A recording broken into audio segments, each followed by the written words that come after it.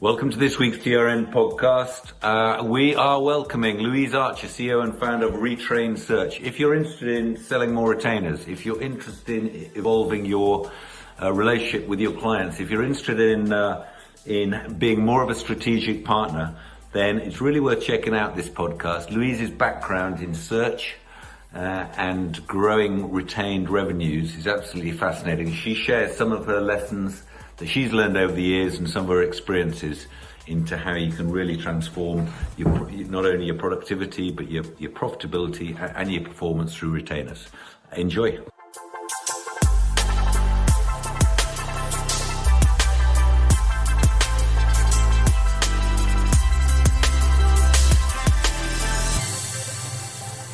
Right, a very warm welcome to TRM podcast to Louise Archer. Good morning. Well, thank you for joining us, Louise. Good morning, good, and thank you for having me.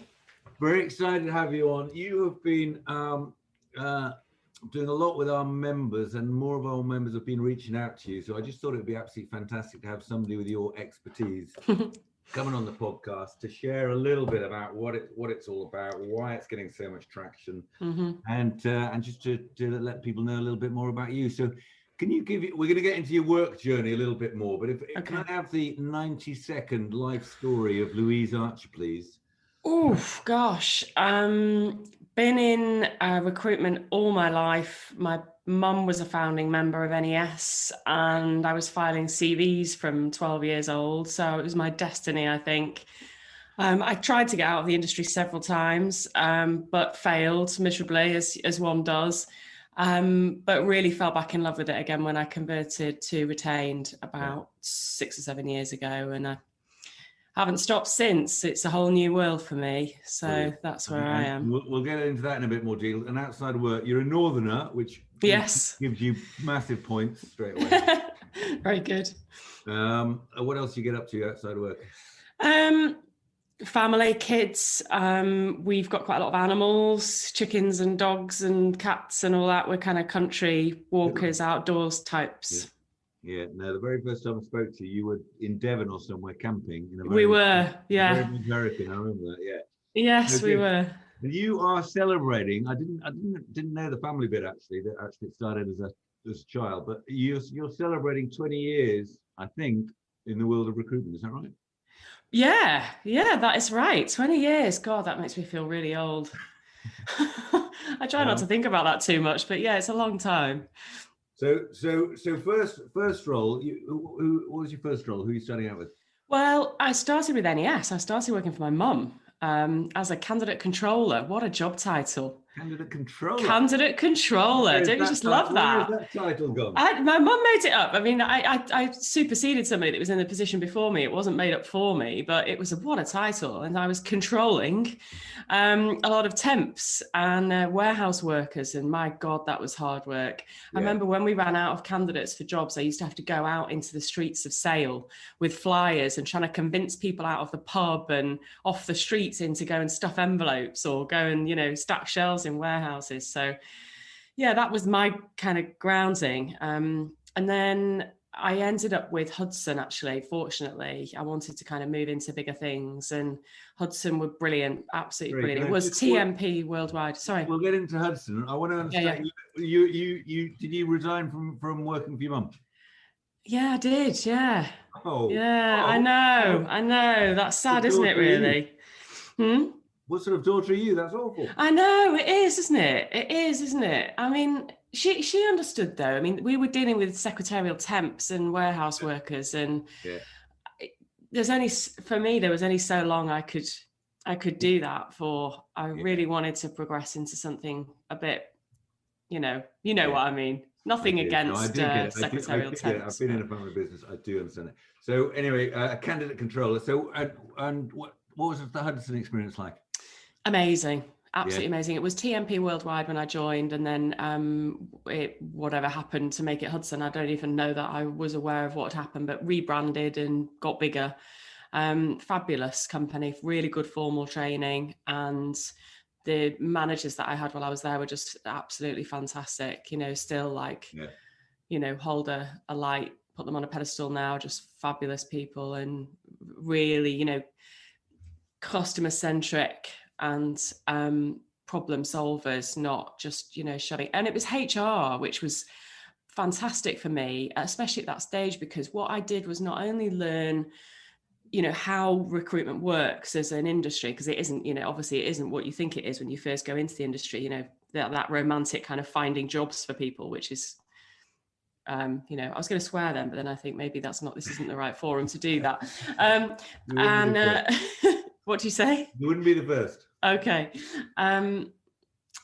Yeah, but because what we were recruiting was HR, I actually got to understand what HR was and what HR does in an organization. Of course, you don't really understand that much as a recruiter. So to be able to recruit HR, because we were very focused on getting to the bottom of a candidate's skill set and making sure that, you actually understand what they do. And that's massively helped me, hugely helped me through my career and moving forward to understand my stakeholders now. When you get into a position where you're working with them as stakeholders, I still see them as kind of my candidates. Yeah, and you're no longer a controller. No longer a controller, no. That's really. I want to come back to something you said actually that I thought was really interesting. Your experience with TMP and Hudson was, you said, I had brilliant managers and I learned about how to be customer centric. Yeah, is always, if anybody, I meet somebody who's starting out in their career and I'm saying, whatever you do, you'll find your path after a little bit of time. But if you can work for a great business, doesn't matter, size doesn't matter, small or big, where the principles are right, the values are right, the way of doing things are right, you will take that and that will set a standard that'll shape your thinking for the rest of your career. Yeah, agree. Yeah. So that sort of early start is absolutely fantastic. It really is. I mean, I think, the difference between what I was doing then, I was absolutely encouraged to meet every single client. I wasn't allowed to work with a client if I hadn't gone and met them and really understood where they were and what they were doing and what they needed. I had to meet every single candidate as well.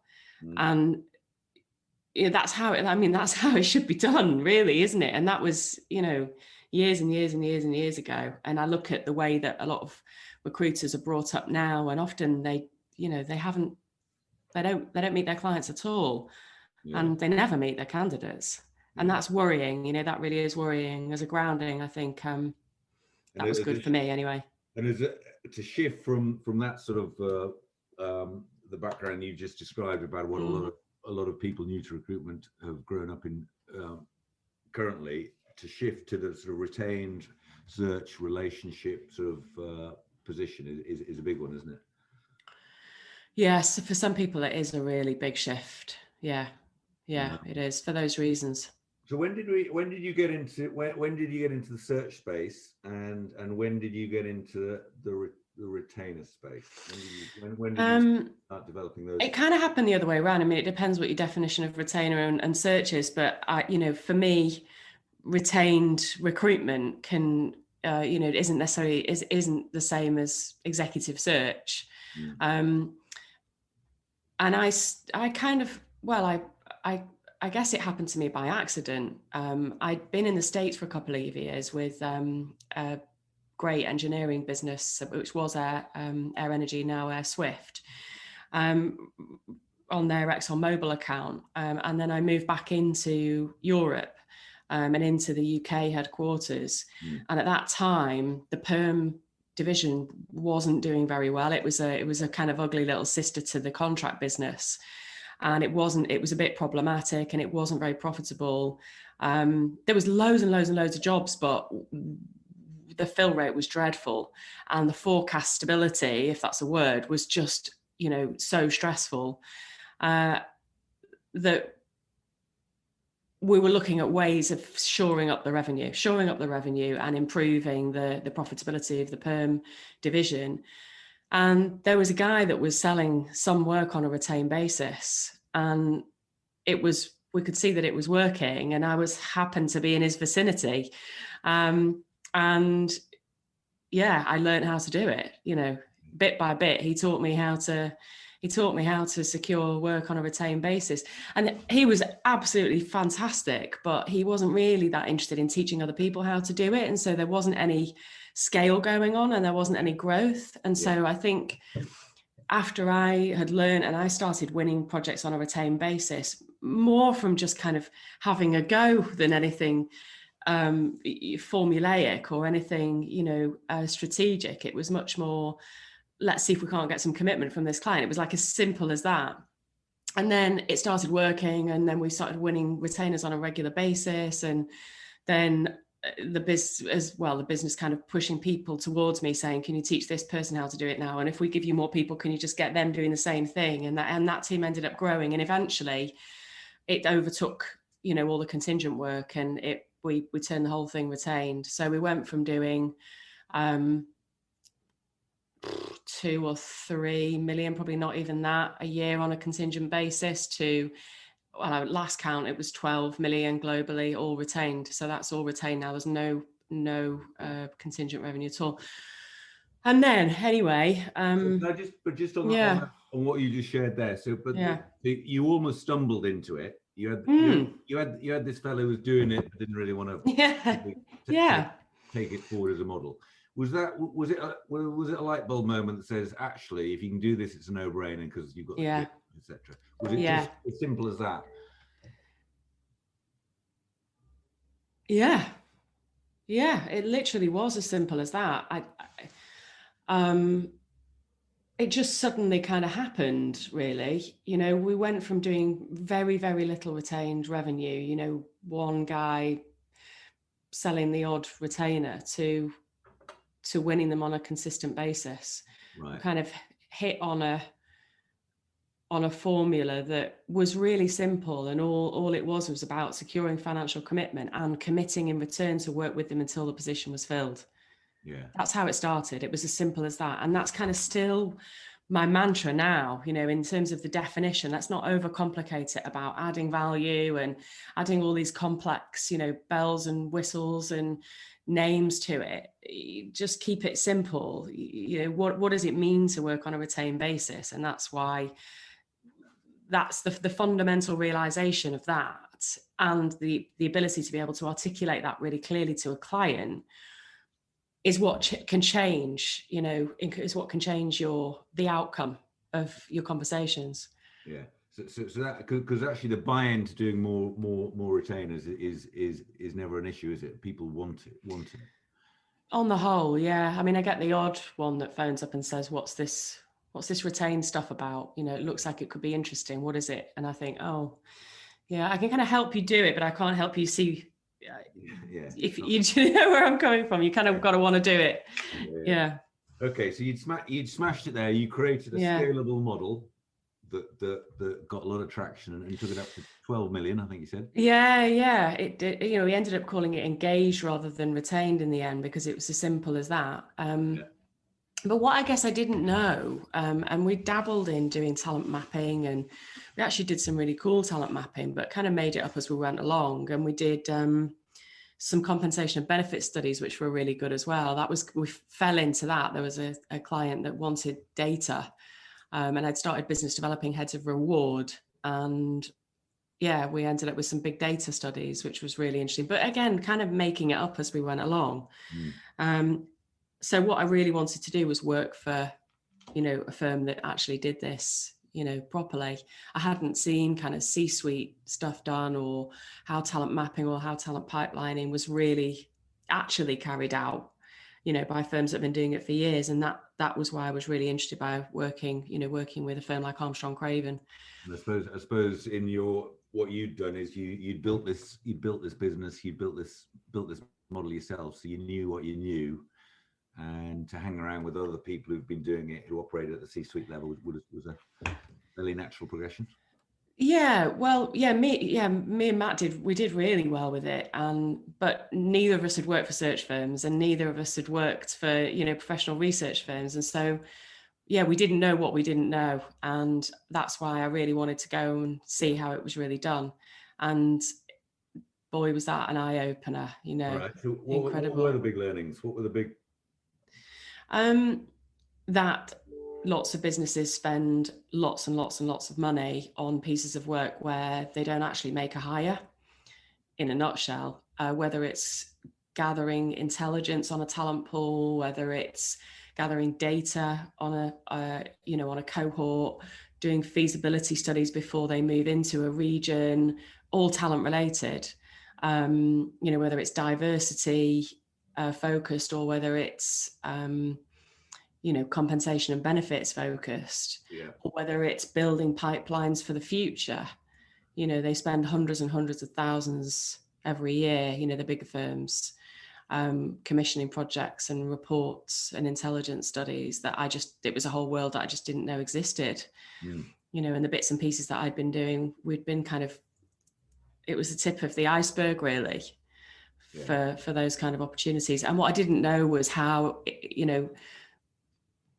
physically how it was carried out, and how it was sold, what was the sales process, and how do you open up opportunities for those kinds of reports and studies? How do you package it up, and what does it actually look like, at the end of it all? What is it you actually give to the client? So that was absolutely fascinating, really fascinating. We've just done a survey across the membership. We had hundreds of recruitment business leaders, and their number one priority in terms of adding customer value in a way that'll help them stand out was around becoming a true strategic partnership. So everything that you've described there is services and advice and expertise that actually can position you as a strategic partner.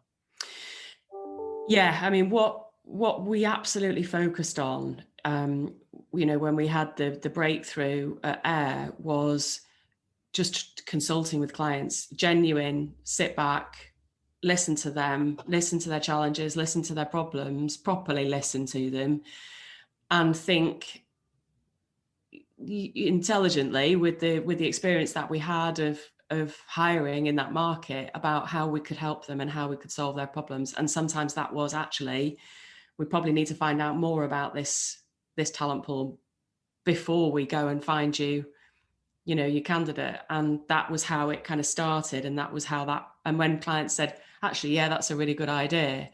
That was how it started for me, opening up that world of the strategic partnership is all about asking questions and finding out, what challenges clients are facing. Because I don't think I've ever, after kind of realizing that that's the key to that strategic partner relationship, and that for me is the key, to all things solutions orientated from a talent perspective. I don't think I've ever sat with a client and said, how do you get on from a talent? How does it go for you? How do you find the market for talent? What kind of methods do you use? How does it go? Do you get what you need when you need it? Do you know what you need and when? Do you know what, what that talent pool looks like and how you're going to go about making those hires? I've just never had a client that's having a good time of it. Yeah. They're all facing challenges, and I find they're always on this kind of cycle. They've either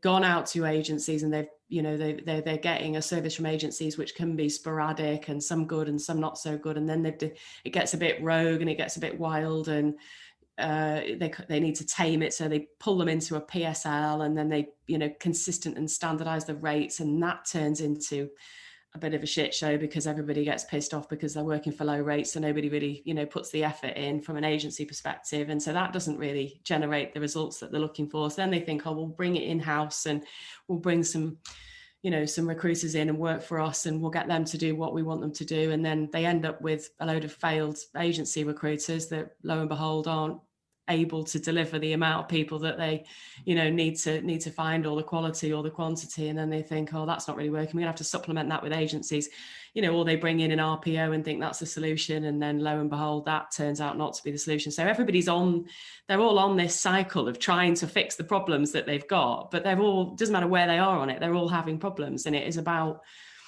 finding out where they are in that journey and therefore what types of challenges they're facing, and then looking at how you can help them solve those. And that's where all the sales of all the talent related solutions come. Yeah. And it does seem, again, listening to that, it's about true expertise, isn't it? And I was just thinking as you were talking, when I was back in my HRD role 15 years ago, big European food business, and the amount of stuff that I just did not know was phenomenal. And therefore, anybody that can bring me some of the things that you're talking about in terms of insights, data, expertise, yeah, I would have welcomed with open arms. But it wasn't enough. It was very few people who thought, actually, well, how can I add value to that fella? He clearly know what he's talking about.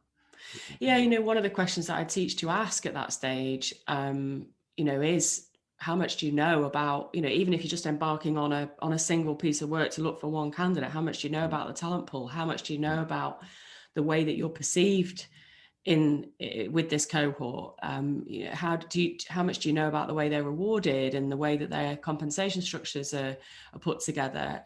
Do you know what drives these people? Do you know whether it is money or whether it's career progression or whether it's something else completely, work-life balance? Before we even start going to market, we need to understand how much they know, and often that can trigger a challenge, and that's a way to uncover, why are they talking to you as a potential partner in the first place? Why hasn't their current methods, why aren't they being fulfilled? And so those kind of questions can uncover where there's gaps in knowledge and where things are going wrong. Yeah. So you had this fantastic career. You worked at you learned your stuff. You built your own models, and then you started to hang out with the guys at Armstrong Craven and learned the art of it. You now spend your life training people how to win a business. What is the for me it's a no-brainer. What is stopping more people doing it? Is it they don't know the process? Is it competency? Is it mindset? Is it lack of understanding? What stops more people doing it? I think it's all of those things. I think there's quite a lot of misnomers about, search. And I think the perception around it being for, senior and executive positions can put people off, and they think, oh, that's not my market, so it's not suitable for me. Or that it's a long and complicated and convoluted, bloated process. I think that can put people off as well. I think this misnomer that it's really difficult to learn how to step into that world as well can put people off. And I'm not saying that it's easy, but it can be done. It's just about learning how to open up those opportunities and how to secure them. I think there is a bit of a mindset, issue, or that can hold people back because they're busy, they're busy with contingent jobs, and they're busy filling jobs, and they're busy, trying to get their numbers up on, CVs out and interviews out, and they're all, they're looking at their metrics and KPIs. And that can, mean that people think, oh, we've not got the time to change, or we've not got the time to do something different. We've just got to keep pushing harder on these numbers. And that can be, I guess, a shame sometimes when I'm looking at a business, or I'm talking to a business that wants to do it, but feels that they don't have the time because they're too busy. Because if they just invested half of the unproductive time, you look at an average fill rate being, say, 20% on a contingent basis. Even if you just took half of that unproductive time and invested it into developing business on a retained basis, and by that I mean really understanding, where clients are having the challenges and looking at solving them, then they'd be building a future that will pull them away from that trap of, it's being at the start of every month, having to get more CVs out again.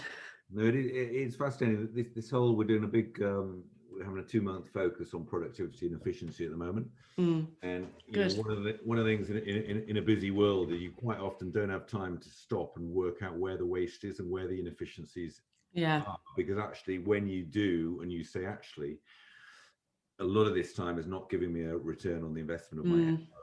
What would happen if I took that time? If I could 20% of my week and put it over there, what difference would it make? So that increase in efficiency and output from going down the retained route, massively. Like massive. it's life changing for, you know, it was life changing for me, and it's life changing for a lot of people that I now, you know, work with.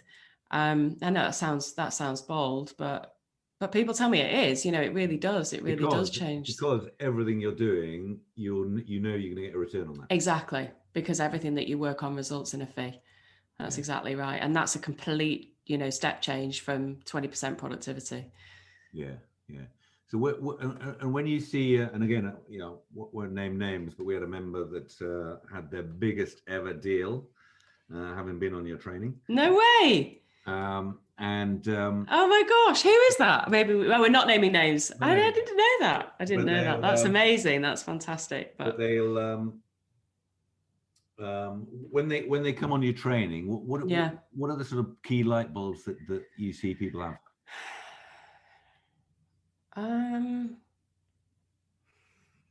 It really varies, and I was thinking about this actually the other day because somebody else asked me something similar, and I think the answer is belief.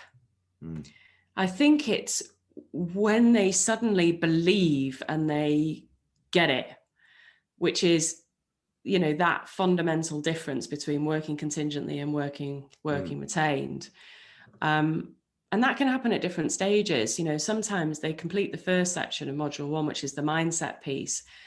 And that's when it happens. And they start completely changing the way they're talking to their clients. And that obviously has a completely different outcome. Or we go right through the course, and it isn't until I teach them how to deliver the projects that they go, oh my God, it's just all just come together for me.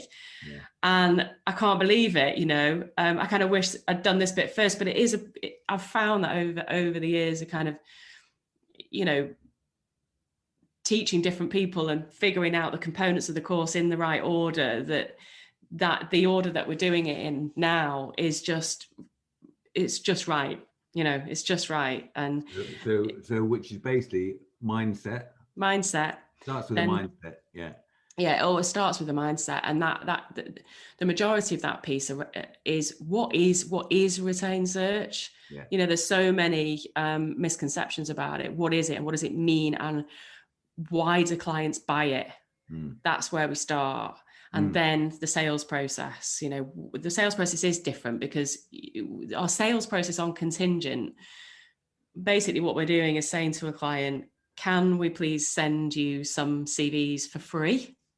Please. That's not really a sell. They're not buying anything from you, are they, you know, at that stage? And so when you're asking a client to invest quite a significant sum of money before you've even done anything, you need to do a lot more at that stage to be able to get the client, you know, to realize that that's the right thing to do. And so that's why the sales process is different. And so we teach, you know, what does that look like? And this isn't a plug for the course, by the way. I don't want it to sound like that at all. But and then the, you know, the delivery piece, you know, how do you actually deliver these things? Because people used to say to me, will you come in and do it? And when I first, you know, I fell into teaching people, Gordon, this was not what I set out to do at all. Not that I don't love it. Absolutely love it. But it definitely wasn't what, if someone had said to me 10 years ago, this is what you're going to end up doing, I'd have laughed them out of the room. I said, you're joking, aren't you? No way. Yeah, it happened by accident. And somebody had asked me to go in, will you just come and do some sessions for us? Please, because I didn't want to go and work for them. Not that I didn't want to work for them, but I just didn't want to work for anybody at that time. And I did a few kind of one-off sessions, like how to sell retainers. And what was great was they'd come off the sessions and go and sell the retainer, but then they wouldn't deliver it properly. And so they'd never sell another one because they'd be like, oh, I didn't like that at all. That was horrible. I didn't like that responsibility and I didn't really know what to do with it. Yeah. And so the whole thing would fall over, and it was almost like, well, it's a bit better off I didn't do those sessions and they just stayed as they were. So then I started saying, I'm not going to teach you how to sell it unless I teach you how to deliver it as well. Yeah. And people are like, well, we know how to deliver it. It's easy, you know, we can deliver. I was like, no, seriously, I'm not, you know, I'm not doing it. And that's kind of how those two pieces came together. And then I realized that we really needed to do the work on the mindset, because I was doing a lot of that kind of one-to-one verbally. And then I realized the kind of formula, the journey I needed to take people out, you know, through to get them ready to, you know, to be able to sell it. Yeah. So that's kind of how it's come together. You the journey you've described is a fairly classic learning journey of get it, I want it, and then now I know it, which is fairly classic. And then I'll give it a go and I'll achieve it and I'll reflect and I'll do it again because I've built confidence. But the my experience getting any individual team or business to adapt different approaches that can have potentially phenomenal difference is that buy-in is so critical. So it's quite. Yeah. I was just thinking as you were talking of it, if I'm running a recruitment agency and I want strategically, I've made a decision that I want to increase my retain from 10% of my revenues up to 70%. That's the strategic goal because that'll be a great place to be. Getting that the team buy-in, having the successes, sharing the wins, achieving together is just so critical part of the journey. Yeah. It massively is, and that's why it's kind of growing arms and legs the community, which sounds really cheesy, but it's happening on its own. I mean, we're feeding it, but as people do well, not only do we share that with everybody, but as they do even better, we then bring them back in, and we have, twice weekly Q&A sessions, live for the whole community. We bring those people that have really made a success of it back in for everybody to grill them. How did you do it? What did you do? What challenges did you face? What worked for you? What is working for you now? And because we bring them back in every couple of weeks, it really feeds it. It shows, and because they're saying, well, just a few months ago, I was where you are. It really, that belief thing really starts to happen. And so, it happens within the teams, but it also happens, and we feed it as much as we can through the community. And it's a hugely important part of it. Yeah. I just want to, one final area I want to get into, the lessons that you learned when you were operating at C-suite level, where you were truly consultative. Is really interesting to me. So in terms of the shifting from transaction to consultative to being a true talent expert to asking the right questions in a strategic way. Again, how do you, is that part of the course? Is that, how do you help people understand the right questions to ask? I mean, I guess I should make this clear that, I don't focus on C-suite stuff. This is kind of, what Armstrong Craven we used to call the marzipan layer, that layer of mid to senior hires below the C-suite. And when I was on that call with James earlier this week, we were talking about it in terms of the Boston matrix, your cash cows and your stars and so on. It's that high profitability and high volume level that is that we kind of focus on securing on a retained basis.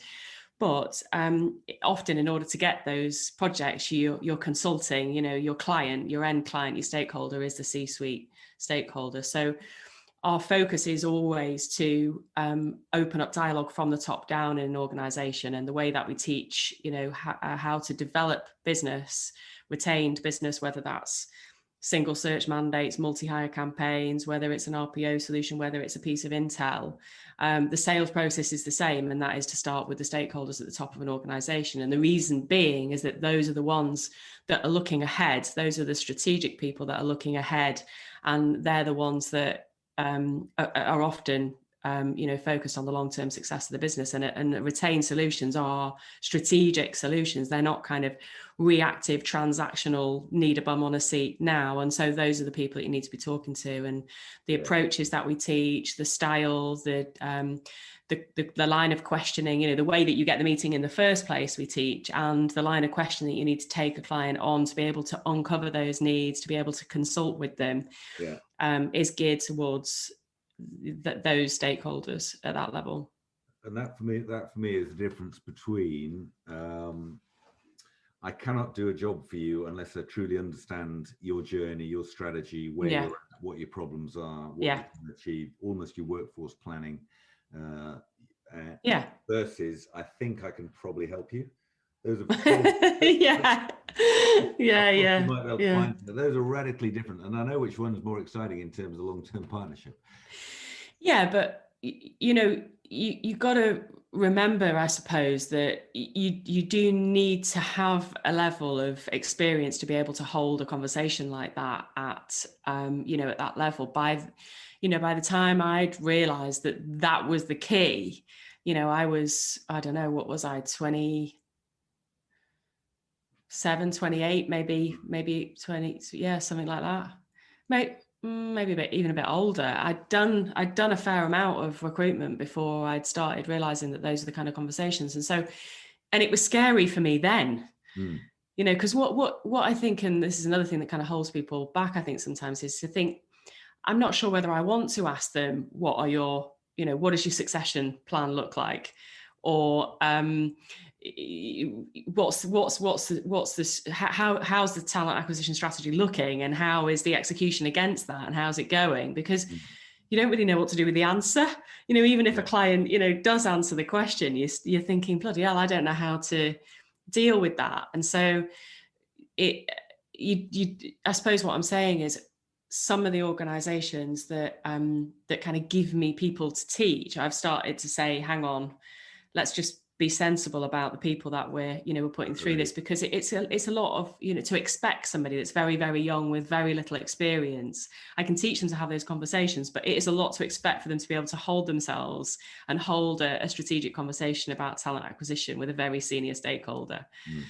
So, I'm still learning. I'm learning all the time, Gordon.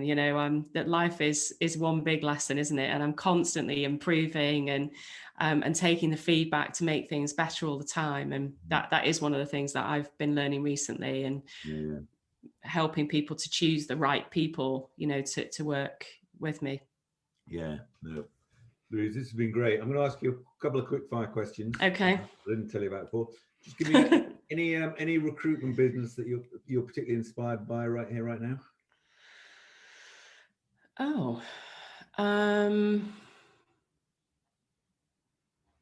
God, loads of them. Loads of them. You're not saying this is the only one, but this is just one that jumps out as doing things the way that Louise Archer loves to see things done. Oh no, you're really putting me on the spot. Who do I really? They're less businesses, more kind of individuals, really. Can I name names? Yeah. I love Execs in Sport. I don't know whether they're members. Really, absolutely love what the team, not just Darren, their leader, but all of them, Tom and Darren and Shirin and now Rebecca. I think they're fabulous. Got great philosophy, absolutely love what they do. Love the way they do it. Again, totally aligned with solving problems and working with clients as partners. I'll accept that one. Who any other business leader or thought leader that inspires you? That gets you reading their book, that gets you listening to them, following them? I love Mitch Sullivan. I think Mitch Sullivan's awesome. We've been talking a lot recently. I love his writing. I love his approach to Retained. I'm totally aligned with, he says he was before his time. Maybe that was the case. People weren't ready for him. But I'm looking at doing more stuff with Mitch. He's really cool. Brilliant. Fantastic. And general thoughts about 2021? Excited? Yeah, my God, yeah, absolutely. It's fantastic. I love that people are wanting to change the way that they work with their clients, and, vice versa, that clients are receptive to working in partnership with their consultancies. Brilliant. Louise, it's been fantastic. I love the work you're doing. We're getting lots and lots of amazing feedback and really tangible difference that you're making to businesses. So anybody, that they can just reach out via your website. Yes. Yeah, please do. Yeah, please do. Just book a call with me. There's a link on there. I'd love to speak to you. Brilliant. Fantastic. Have an amazing rest of March, and great to see you. And thank you for joining us on the podcast. Thank you, Gordon. Thanks for having me.